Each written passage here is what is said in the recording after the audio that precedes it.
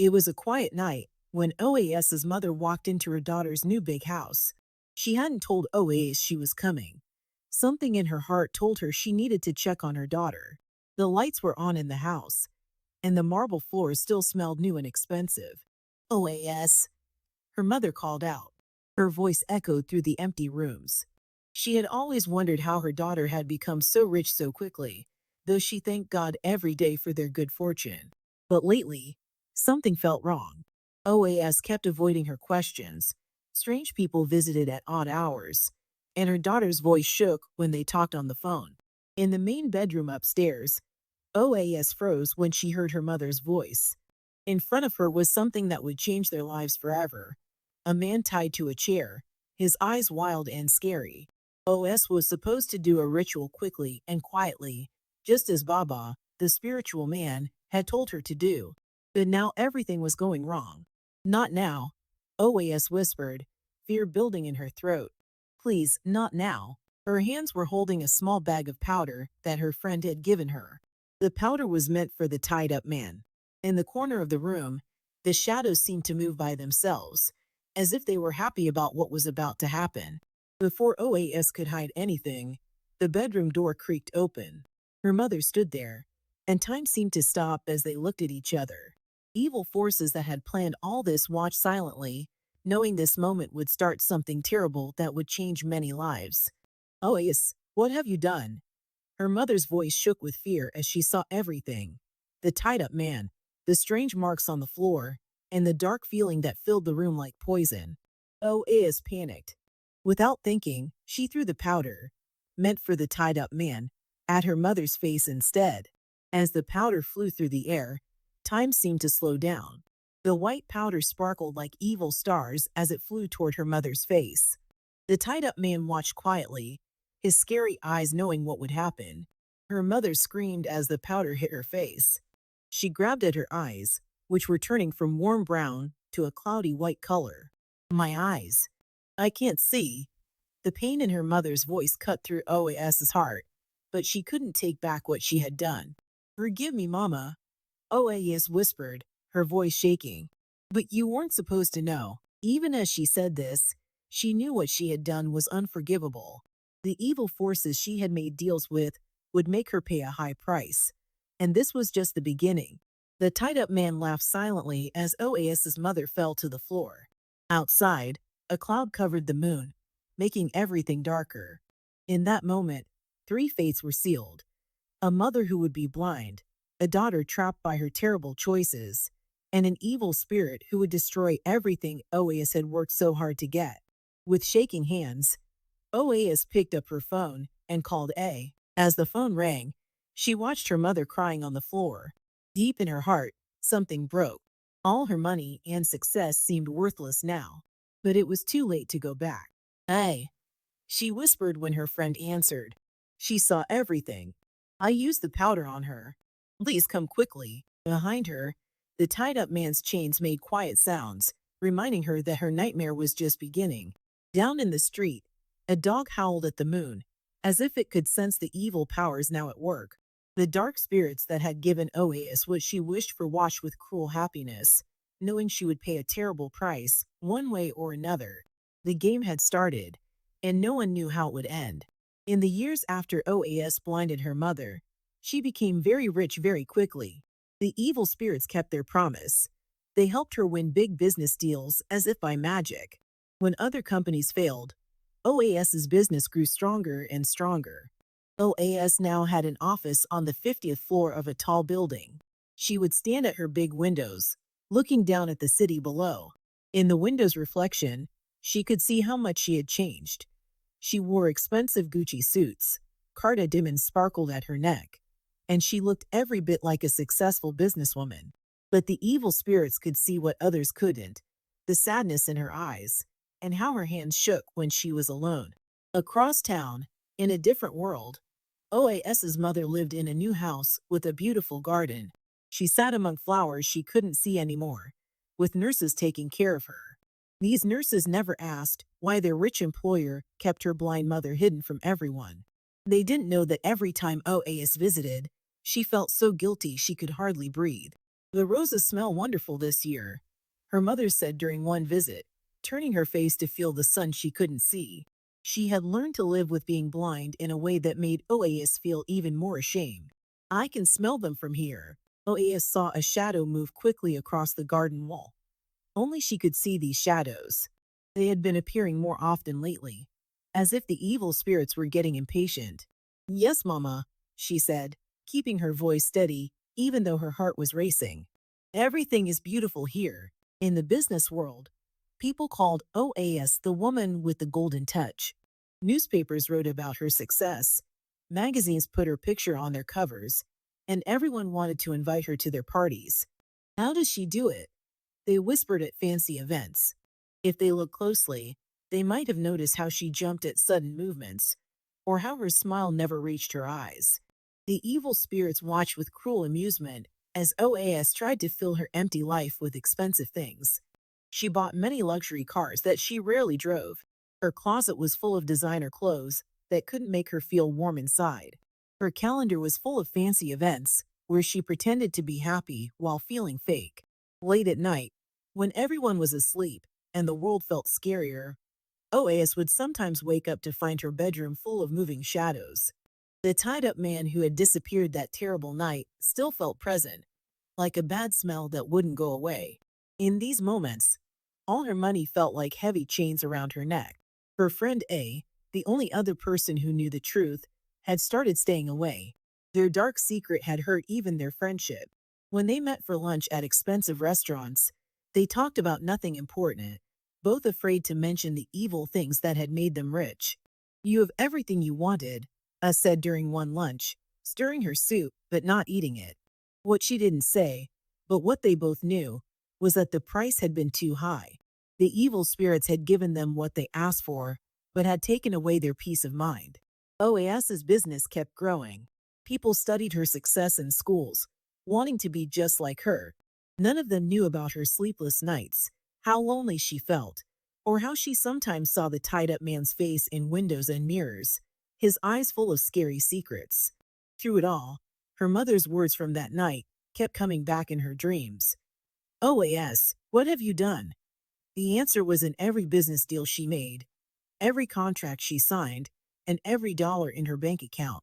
She had made a deal with evil forces she didn't understand, and now she was paying for it. The evil spirits watched and waited, knowing this was just the beginning. Alice had become very rich, but they had more plans for her.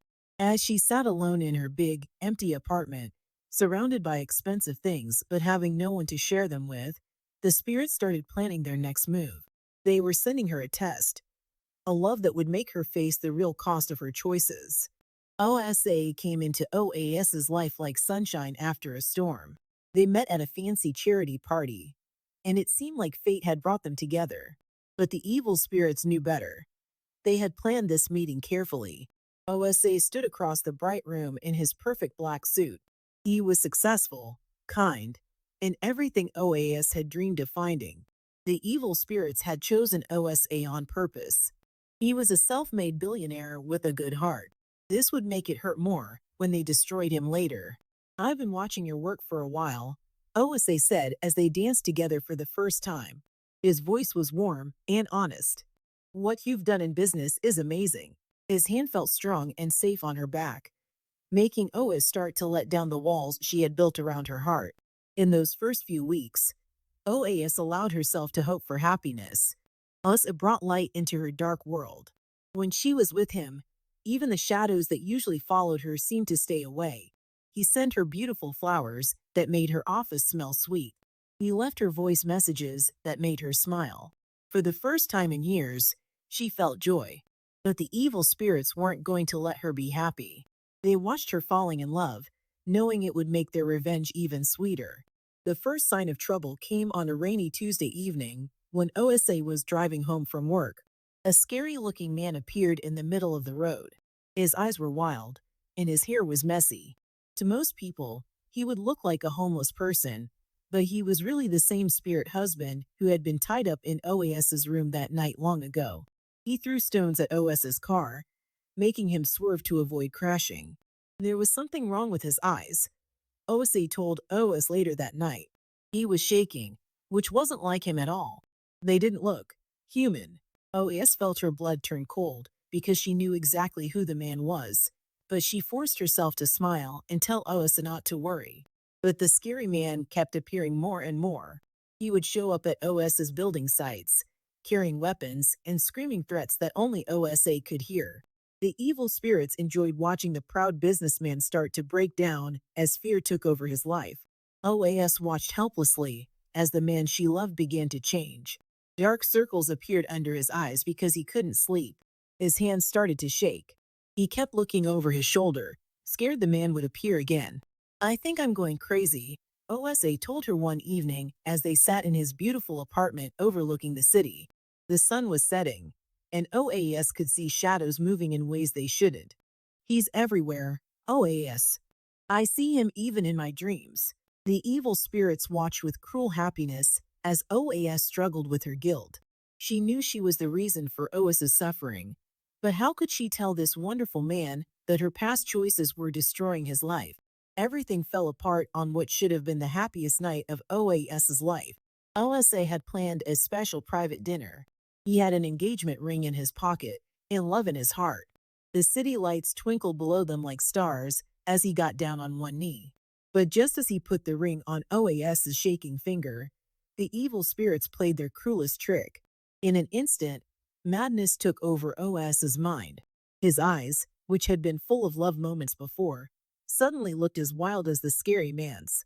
The successful, loving man was gone, replaced by someone who didn't make any sense. OAS ran from the restaurant in terror, leaving behind the man she loved as he talked crazy nonsense. The engagement ring felt heavy on her finger, reminding her that her love had led to his destruction. The doctors at the mental hospital couldn't understand what had happened to OSA. They couldn't see the evil spirit's chains that bound him, or know that his madness was the price being paid for OAS's old promises. The evil spirits were happy to see OAS's world falling apart. Her chance at love had been a short break from her punishment, a moment of hope that they had cruelly taken away. As she sat alone in her big house that night, she thought she could hear the scary man's voice in the shadows.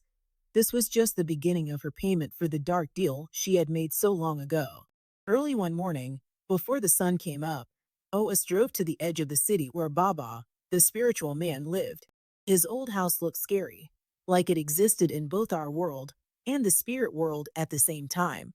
Even the air around it seemed to shimmer with evil power that only people who had dealt with spirits could see. Inside, Baba sat cross-legged on an old mat. When he looked at OAS, his eyes were full of ancient knowledge and cruel amusement. He had been expecting her. The evil spirits had told him she would come. "You have come back," he said, and his voice sounded like many voices talking at once. "But I warned you before. You didn't finish the ritual properly." Smoke from burning herbs floated around them, carrying messages only Baba could understand. Meanwhile, in the mental hospital across town, Ois lay tied to his bed. His brilliant mind was lost in a maze of madness. The scary man's presence filled his room like poison gas. Only special people could see it, but the nurses felt cold whenever they walked through it, not knowing why. "Please," Ois begged, falling to her knees in front of Baba. "The scary man is ruining everything. He's following OSA, and now OSA is mad.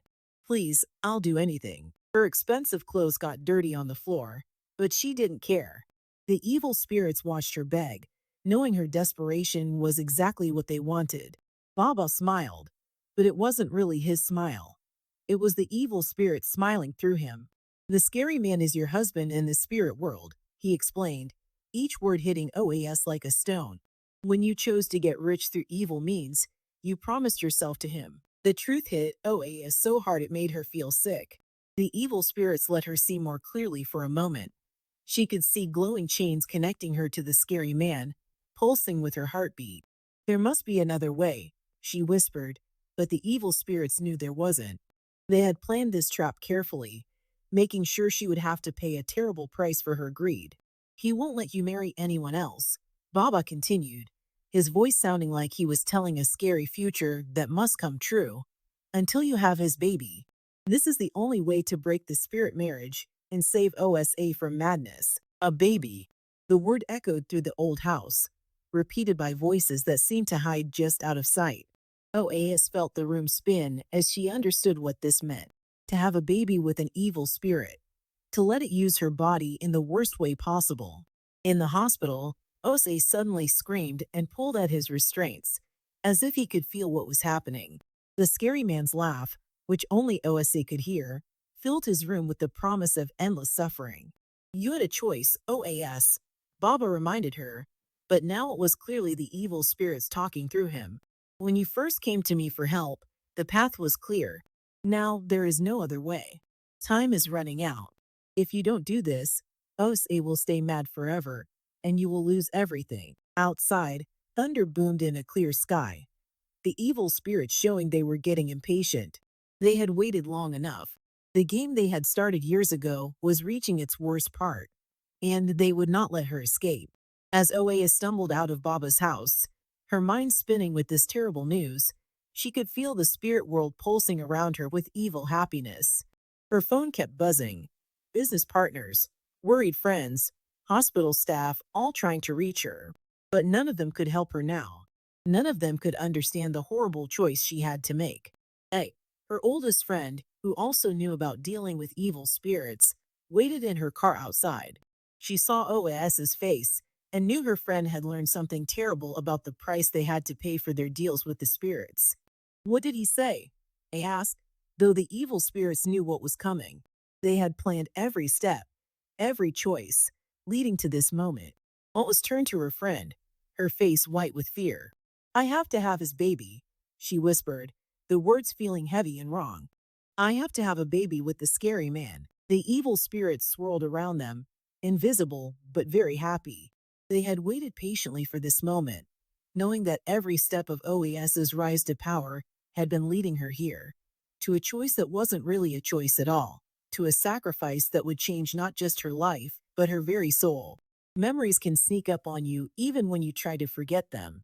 As OAS sat in her expensive apartment, thinking about what Baba had told her, the past came flooding back.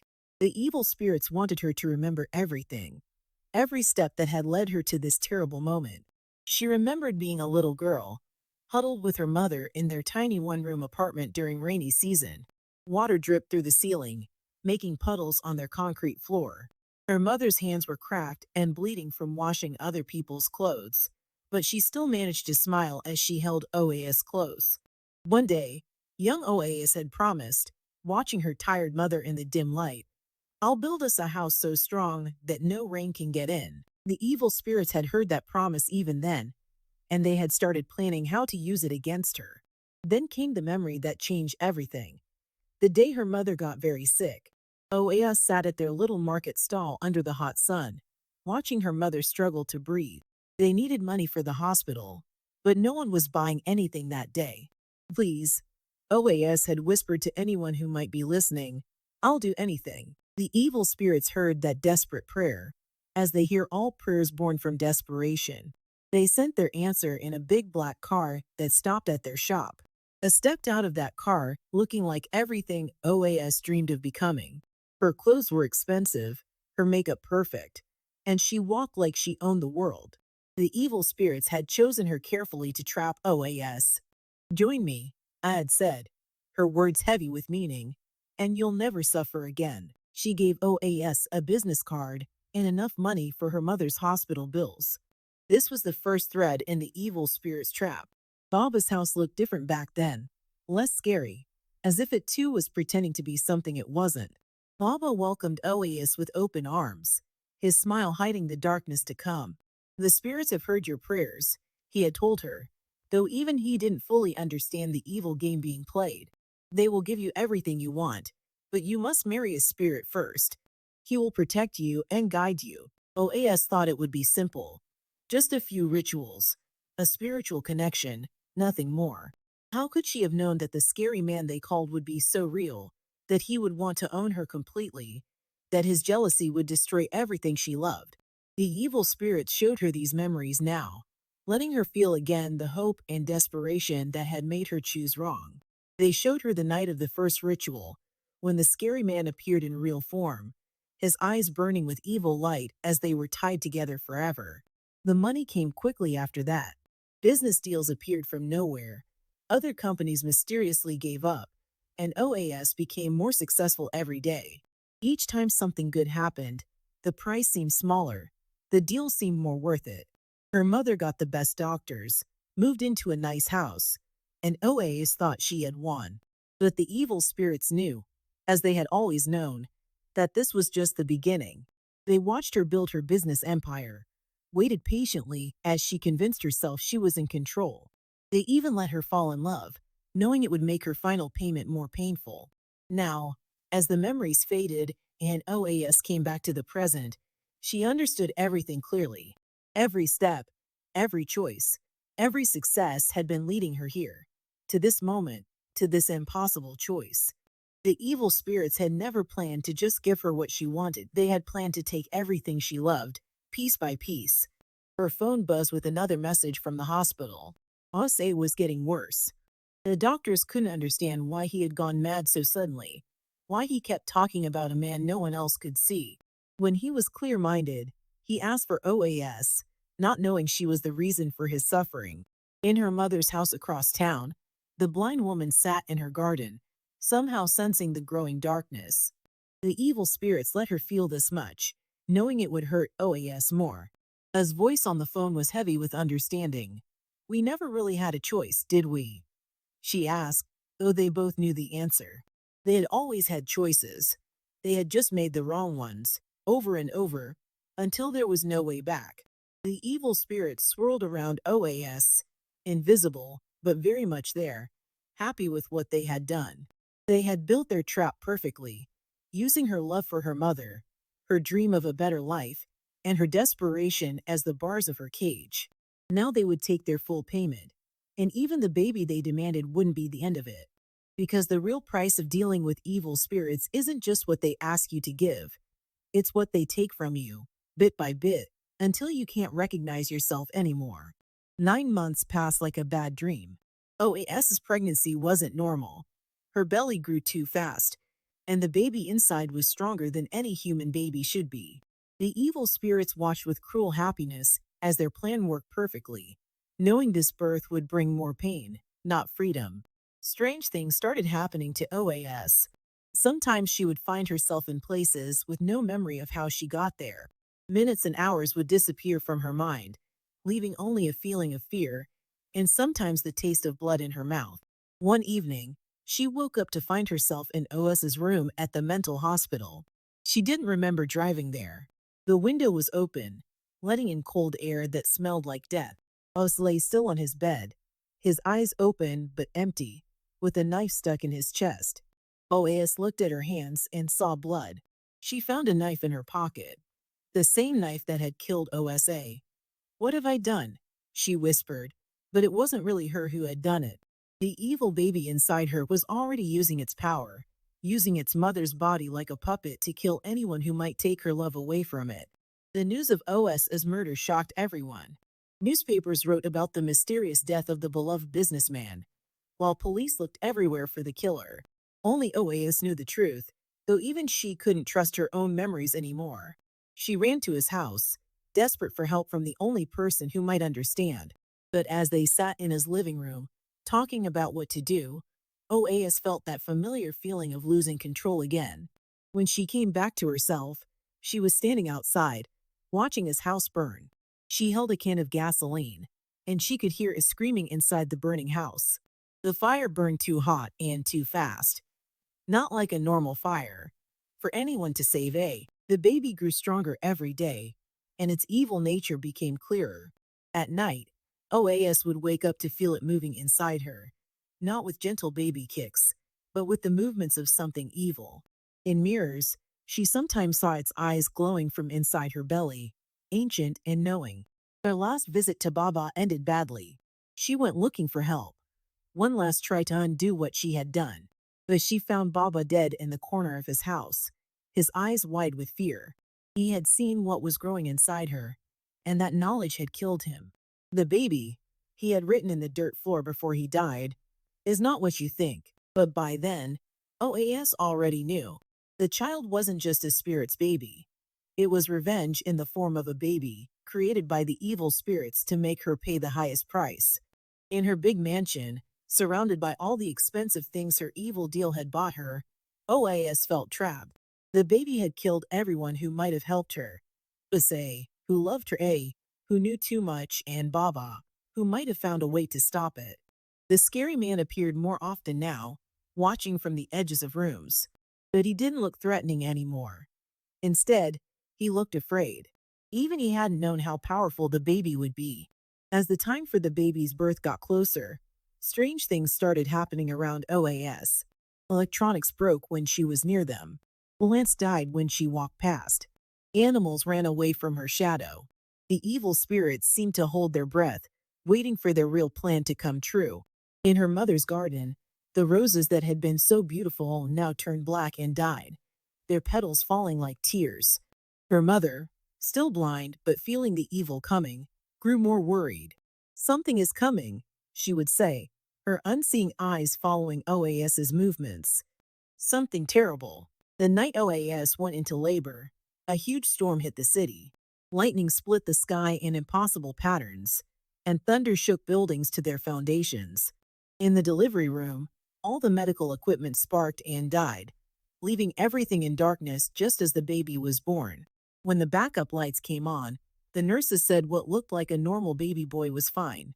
But OAS saw what they couldn't: the ancient evil in those baby eyes, the wrong way it moved, and the darkness that seemed to pulse under its skin. "He's beautiful," the nurses said, but all OAS could hear was the evil spirits laughing, knowing their revenge was just beginning. Because this child, born from evil and fed by revenge, would be the tool they used to destroy her completely. The price for her greed would be paid not just in money or love or friendship, but in something much worse: the slow destruction of everything and everyone she had left.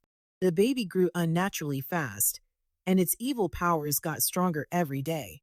While other people saw just a quiet baby that hardly moved, OAS watched in fear as her son did impossible things. He would float above his crib at night, his eyes glowing with ancient evil. Things would move when he looked at them, and shadows danced when he wanted them to. But his laugh scared OAS the most.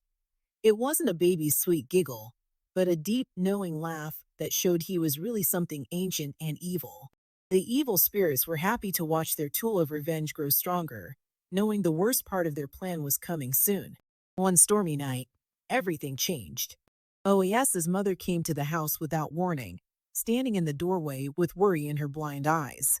When Baba had died, his evil magic had started getting weaker, and memories were coming back to her mother's mind. "Something is wrong with the child," her mother said, somehow finding OAS in the dark with her blind eyes.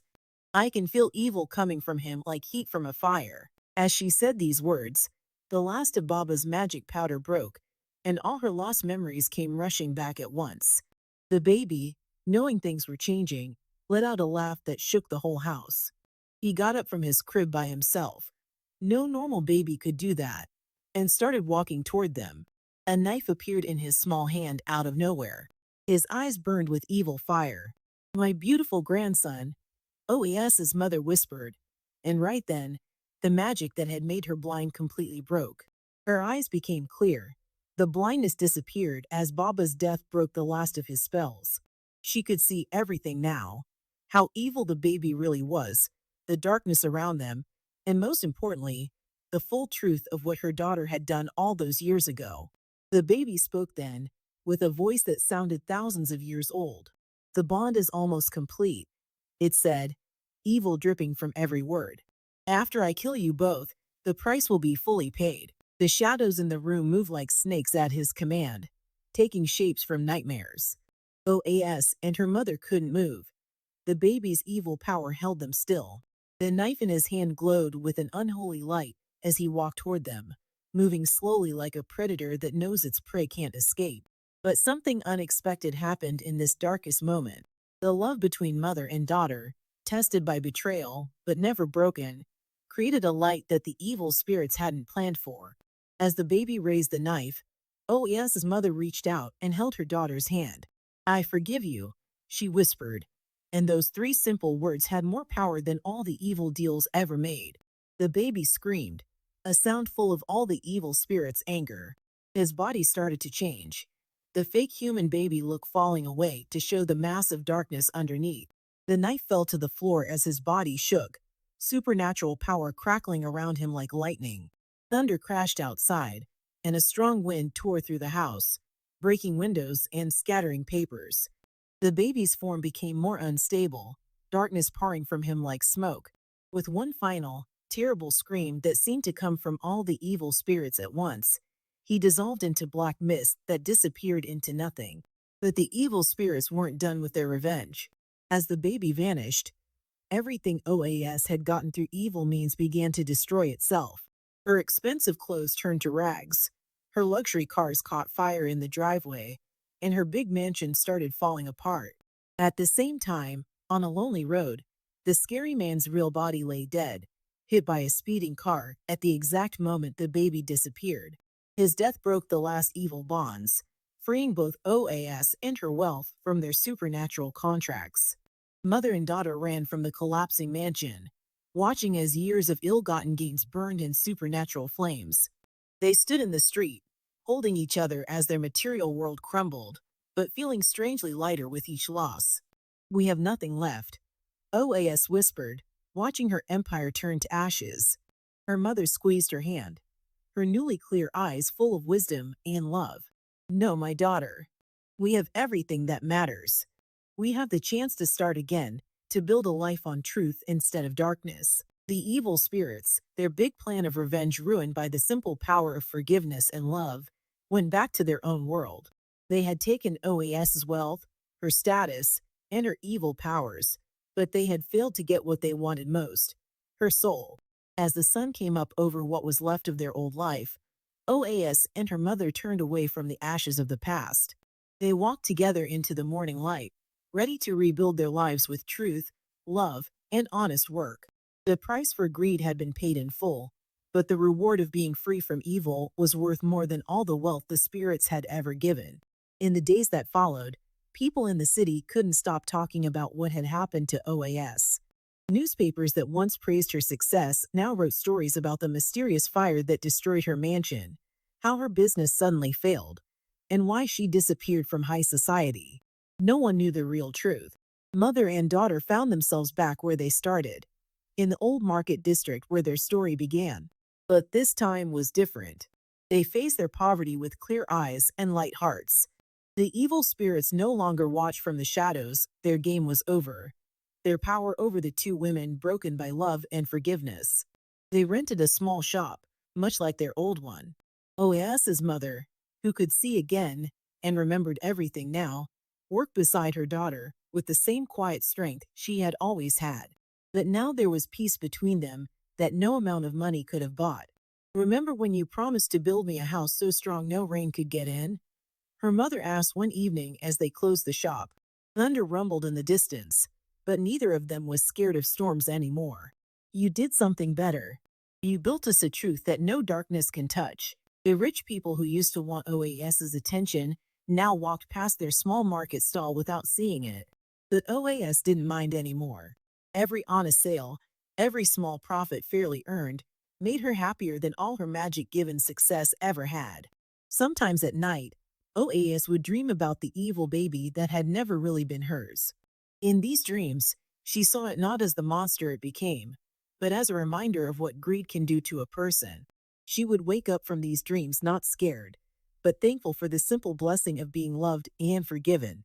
People found the scary man's body by the road and thought he was just a homeless person who had a sad accident. Only OAS and her mother knew who he really was, and they lit a candle for his soul, knowing he too had been trapped in the evil spirit's game. The city mourned his death, thinking her house fire was just an accident. Osa's murder was never solved, though people still whispered about supernatural things happening at the hospital. Baba's old house fell down completely, and the evil spirits that used to gather there found no more welcome in that place cleaned by truth. As time passed and life found its new rhythm, OAS discovered something surprising: real happiness. It didn't come from being rich or powerful, but from simple things: helping customers find what they needed, sharing meals with her mother, watching the sun set over their small corner of the world. Their new house was small, and sometimes rain still came through the roof, but it was built on honest work and real love. Inside its simple rooms, mother and daughter found the safety that no evil spirit deals could ever give. We rebuild, her mother had said that first morning, standing in the ashes of their old life. Now, watching her daughters serve customers with real kindness, she knew they had built something much more valuable than what they had lost. The evil spirits that once ruled their lives became just a story, a warning they would sometimes share quietly with people who seemed ready to make the same mistakes. Because in the end, the greatest power turned out to be not in wealth or evil deals, but in the courage to choose truth over lies, love over greed, and forgiveness over revenge. Oas never again saw shadows move in strange ways, or heard evil spirits promising easy success. Instead, she heard better things: her mother's happy laugh, customers' honest thanks, and her own heart, finally at peace. As the sun set on another day of honest work, Oas and her mother sat in their small garden, drinking tea and watching the city lights come on. They didn't talk about the luxury they had lost or the darkness they had escaped. They didn't need to. They had learned the most important lesson: that real wealth isn't about what you own, but about what's in your heart. And in the world of evil spirits, where ancient powers watched and waited for other greedy people to tempt, the story of OAS became a warning about how the strongest evil chains can be broken by forgiveness, and how the greatest power in any world is the simple, unshakable love between a mother and her child.